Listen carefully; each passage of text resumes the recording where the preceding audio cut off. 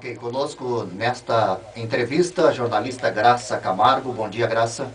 Bom dia, Miyamoto, bom dia, prefeito José Maria, e bom dia, ouvintes do Jornal da Brasil. A possibilidade de termos empresas com avanços tecnológicos que incorporam muito conhecimento e, por consequência, melhores salários, depende bastante do perfil das empresas da cidade que se dedique a uma atividade que exija esse tipo de profissional. De parte da prefeitura já é parte do nosso plano de governo, não só levar a cabo empresas como o Senai, por exemplo, que acabou de se instalar, mas principalmente buscarmos, junto ao governo do estado e até ao governo federal, escolas de técnicas das mais diferentes aptidões, das mais diferentes ações, onde possa de fato prepararmos adequadamente o jovem barbarense que pretende entrar no mercado de trabalho. Cada vez mais isso se torna necessário e é uma ação de Estado, é uma ação de governo e obviamente que essas iniciativas elas partem dos governos federais, dos governos federal e estadual e sempre com o apoio do governo municipal. Nós temos que investir mais nessa área, mas acredito que a luta pela volta do Senai é um fato marcante porque algo lamentado durante tantos anos e que agora está de volta. O próprio Senai, pela sua estrutura, pela sua característica de ser uma escola voltada especificamente para a área de metal mecânica, está apto a dar modernos ensinamentos, bem como aplicar novos conhecimentos à medida que se tornem necessários. Olha, eu acho que ética não é matéria de escola, nem ética é palavra de moda. Eu acho que ética são os valores que nós adicionamos à nossa vida à medida que crescemos e que melhoramos nossa educação. A ética é um bem de valor inestimável e que fala, acima de tudo, de procedimentos. Como é que procede um cidadão? Ele procede com justiça, ele procede com equidade, ele procede de acordo com os ensinamentos, com a sua crença, sabendo que é dever de cada um cuidar do que é seu e respeitar o que é do outro. Acho que ética diz muito mais respeito àquilo que o pai e a mãe nos ensina, não é? E nos guiarmos pelos bons exemplos. Eu acho que esses são sinais significativos de alguém que procede eticamente. Na verdade, a questão do pequeno empresário diz muito mais respeito ao crescimento da cidade e as zonas onde essa pequena empresa pode se instalar. Por exemplo, nesse caso, eu tenho um exemplo claro que ocorreu essa semana. Moradores do residencial Furlan entendem que o bairro precisa ter mais espaço para desenvolvimento de comércio. Há, por exemplo, uma família ali que deseja estabelecer uma panificadora.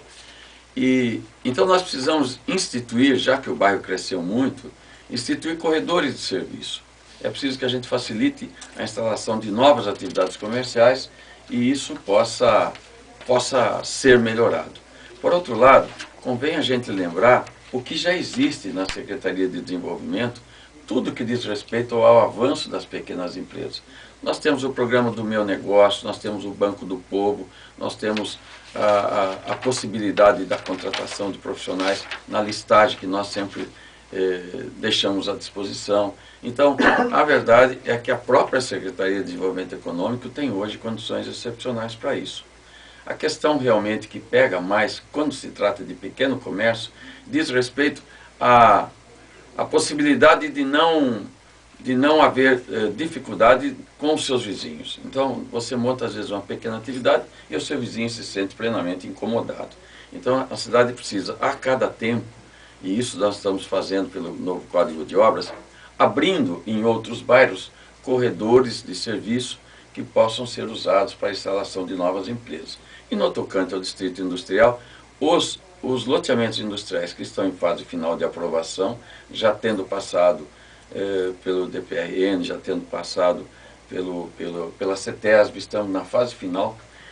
A grande oferta de lotes industriais certamente vai trazer para uma melhor realidade os preços que são hoje praticados. Olha, eu acho que é preciso ficar muito claro que a questão que envolve hoje a municipalização, ela inegavelmente melhora as condições de trabalho dos professores.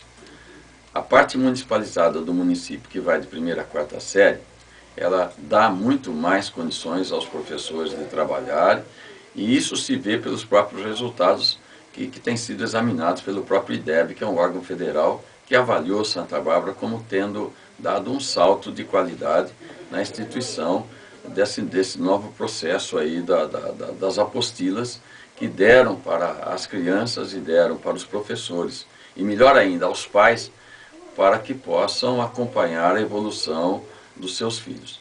O que existe de fato, isso é preocupante, isso precisa ser examinado, é que cada vez que você municipaliza uma escola, cada vez que você cria novas vagas no município, você contrata professores da rede municipal e você praticamente transforma a vida do professor estadual numa insegurança muito grande.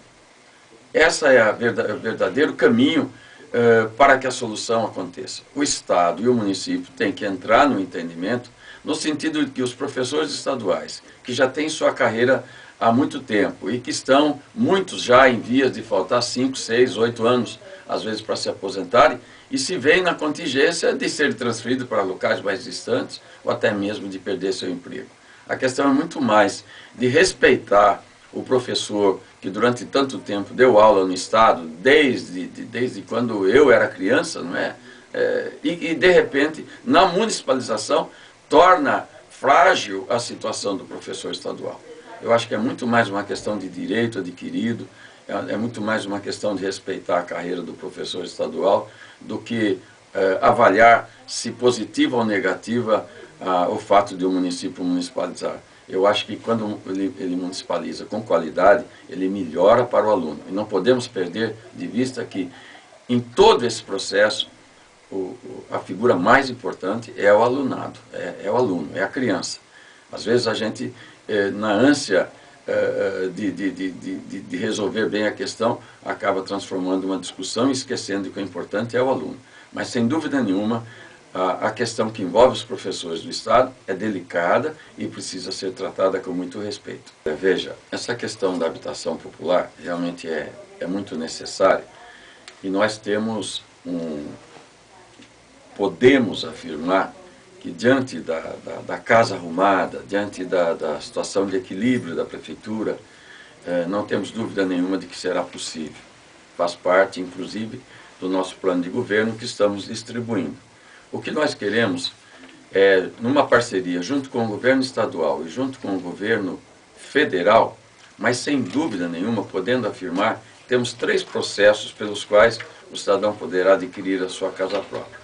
Em primeiro, é a chamada Casa Popular financiada pelo governo, onde o município entra com o terreno, entra com a infraestrutura e o Estado faz as casas e as financia aos interessados. O segundo é a possibilidade do Estado financiar a casa para aqueles que já têm os seus lotes comprados e pagos e que já estão instalados na cidade e que, portanto, não precisam de infraestrutura. É apenas fazer uma casa num terreno vazio. Essa é uma possibilidade. A terceira são essas empresas hoje que têm feito muitas casas em muitas cidades, por exemplo, a MRV, a Tenda e outras empresas que são mais conhecidas, né? E que fazem casas na cidade e que aí revende para aqueles interessados. Mas, acima de tudo, para que se torne o preço mais acessível, para que a possibilidade de aquisição seja mais viável, sem dúvida nenhuma, que é necessário que o município entre com a sua cota. O que quero fazer nesse caso? Não quero fazer um grande núcleo residencial. Eu tenho preferência por casas térreas. Só excepcionalmente poderemos fazer algumas desses pequenos prédios que devem ter no máximo 4 andares, mas o que nós preferimos são as casas térreas e anexas aos bairros já existentes. Nós queríamos fazer núcleos de casas perto de bairros que já tem o supermercado, que já tem a farmácia, que já tem o ponto do ônibus, que já tem a igreja, que já tem a escola. Então, se nós fizermos dessa forma, nós não criamos grandes despesas, não criamos grandes transtornos e facilitamos a vida das pessoas que vão adquirir essas casas.